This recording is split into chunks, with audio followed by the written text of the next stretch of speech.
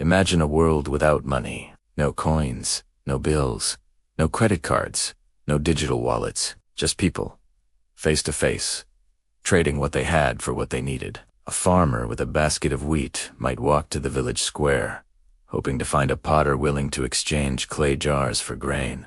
A shepherd with wool might search for someone who could offer salt or tools in return. But what if the potter didn't need wheat that day? What if the shepherd couldn't find anyone who wanted wool? Trade would stall, frustration would grow, and life would become complicated. This is where the story of money begins, not with kings or bankers, but with ordinary people struggling to solve a very human problem: how to make exchange fair, simple, and universal. The age of barter. For thousands of years, human societies relied on barter. In Mesopotamia, Egypt, India, and China, people exchanged goods directly. Barter worked well in small communities where everyone knew each other's needs. But as villages grew into cities, and cities into empires, barter became inefficient. Imagine trying to buy a loaf of bread with a goat.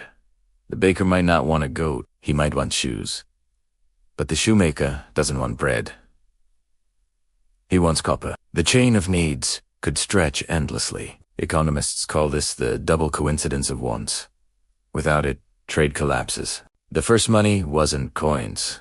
Long before coins, societies experimented with commodity money objects that had value in themselves and could be exchanged widely. In Mesopotamia, as early as 3000 BCE, barley grain was used as a standard of value. Workers were paid in rations of barley, and debts were recorded in measures of grain. In ancient China, cowrie shells became a common medium of exchange. Their rarity, durability, and beauty made them desirable across regions. In North America, the Iroquois Confederacy used wampum belts made of polished shell beads to record treaties and facilitate trade. In Africa, salt blocks were so valuable that merchants called them white gold and tisaada. Salt caravans carried slabs of salt across deserts, traded ounce for ounce with gold dust. Commodity money worked because it was tangible, recognizable, and often scarce. But it had problems too. Grain could rot. Shells could be faked.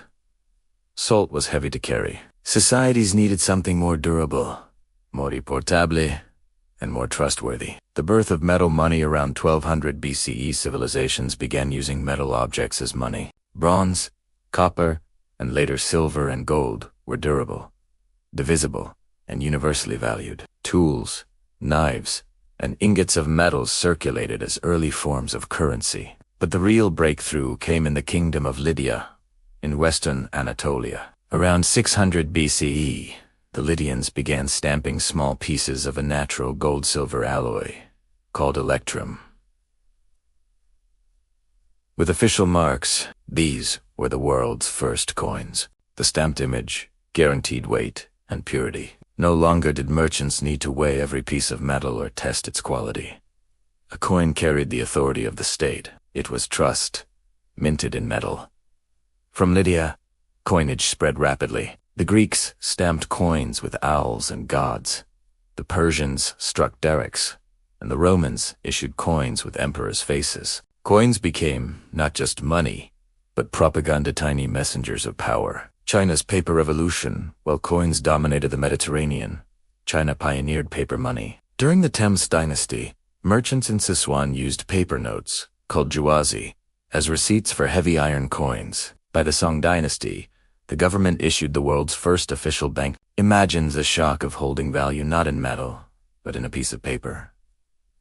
At first, people were skeptical, but the convenience was undeniable. A single note could replace pounds of copper coins.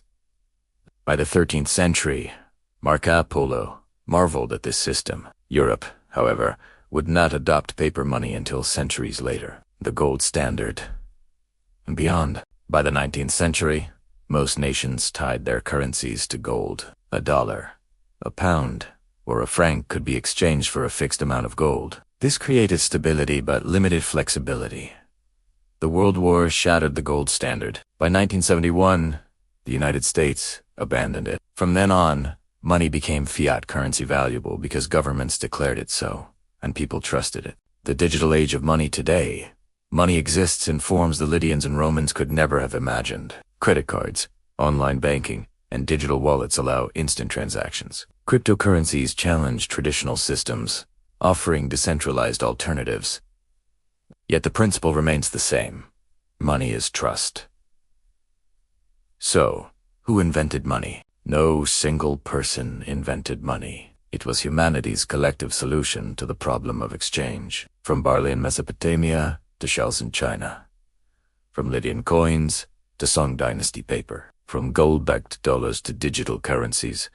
Money reflects our needs, our trust, and our imagination. Money is not just an economic tool. It is a story we all agree to tell, a story that began thousands of years ago and continues to evolve every day. Closing reflection. Think of the countless hands that have held money across history. The farmer weighing barley, the merchant counting coins, the emperor stumping his face into gold, the banker signing a paper note, the programmer writing code for digital currency. Each of them, in their own time, believed in the same invisible idea that value can be carried, exchanged, and trusted. And that belief, more than anything else, is what truly invented money.